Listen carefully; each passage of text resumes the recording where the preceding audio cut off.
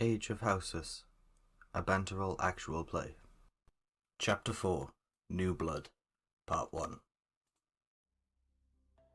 The Guild Hall saw its completion in the early spring of 990, helmed by Johnson and Bronvar. News had already spread of its founding and had attracted a few new hopefuls. Agilon, a Loxodon wizard fresh out of the academy in Loftaber, though not out of any kind of graduation. Jerry, a kobold who up until recently had been another wizard's feline familiar, and dealing with his newfound abilities at varying levels of success. Fitch, a hobgoblin sorcerer new to the continent and to the arcane, but an old hand at the forge in combat, with lofty ambitions of being the master of his own forge. Welby, a halfling monk with quite the hand for healing and dealing damage, curious about all things chi and the chi of all things. This required much hands-on work, which was not always warmly received. Callista, a tiefling rogue on the run with her partner Taliesin, an Eladrin warlock also from Loftaber, though with a more antagonistic history with the academy, including keeping quite the secret of the school's misdeeds. We find this odd group in the Guild Hall of High Peak one fine morning. After introductions and a discussion, they all decided to take the same mission as a group. Callista opting to stay behind to wait for them at the guild so she could figure out where they could all stay long term. The mission was simply to head to a farm to the west and investigate some strange screams coming up from the basement. The group arrived in short order, and farmhands kept well clear of the house, letting them approach. As they did so, they could hear the screams coming from the basement, and inside they were met with blood dripping from the walls and oozing out of a doorframe. A single child stood in the room, giggling. Jerry quickly snaps the child up into a sack, hearing it ask where its mummy was, while the group tried to figure out if the child was real or something else.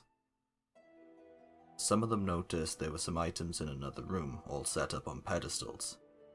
A ritual book, a carved stone, a chevron-shaped necklace, a sword, and a lamp. Agilon managed to detect magic on all of the items. The sword possessed evocation, abjuration on the necklace and the book, and transmutation on the lamp. The child vanished from the sack and reappeared. This concerned the group, but before they could go out to ask the farmers for more information, the walls began to bleed again. Agilon and Taliesin climbed a ladder up into the house, and saw identical dwarven children in the rooms there too. From the windows they could see out into the garden, which was wilting and rotting.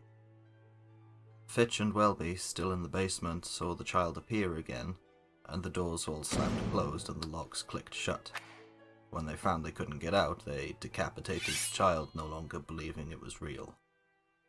Upstairs, Taliesin found a journal, but couldn't read the dwarven script, so he passed it to Agilon, who could, who translated a child's writing out loud. We had a fun time on the farm. The chickens are acting strange. Mommy and Daddy disappeared when they were checking on the chickens. Meanwhile, Jerry had been sniffing around outside and spotted some thin and mangled-looking roosters. When they saw him too, they hissed and charged at him. The commotion brought the others out of the house to see Jerry fighting the chickens. But Agilon recognized them as cockatrice, and warned everyone they had the ability to turn creatures into stone. Thankfully, it didn't take too long to finish the cockatrice off, and once out of danger, they were grouped into the basement to make sure the items there were not the cause for the strange hauntings. Fitch used a reduce spell to shrink one of the locked doors away. As they started to bag up some of the items, Jerry dropped the stone and the lamp to the floor, and they shattered before they could be caught. Agilon tried to mend them, but whatever magic that was on them was now long gone. They discovered that touching the book caused an anti-magic zone when in close proximity to it. After some more searching, they found a trapdoor that descended further below ground. The stench of all blood filled the air. Eventually, the group came upon a pool of blood, and across from them, A stone suspended by chains hung a few feet off the floor, eerily resembling a suspended heart. A furry creature, almost like a gopher or a very big hamster, opened up the rock and demanded the group be quiet as it was trying to sleep. Jerry's cat brain took over and he leapt at the creature and, well, he ate it. A little later in the evening, the group camped near the mountain road back to High Peak, taking some time to examine the objects and identify what they did. The book contained blood magic rituals, a very old, very archaic form of magic. The necklace of abjuration created a warding bond between the wearer and a target of theirs as a means of protection. The sword contained one of the blood magic rituals, which would provide a level of protection whenever it had slayed a foe in battle, in the hands of a proficient wielder.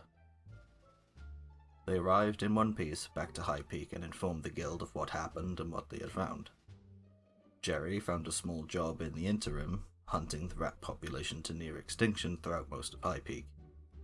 Agilon asked about maps of the northern continent, and Fitch managed to provide one, letting the wizard make a copy of it while they stayed at the guild to recover before their next adventure.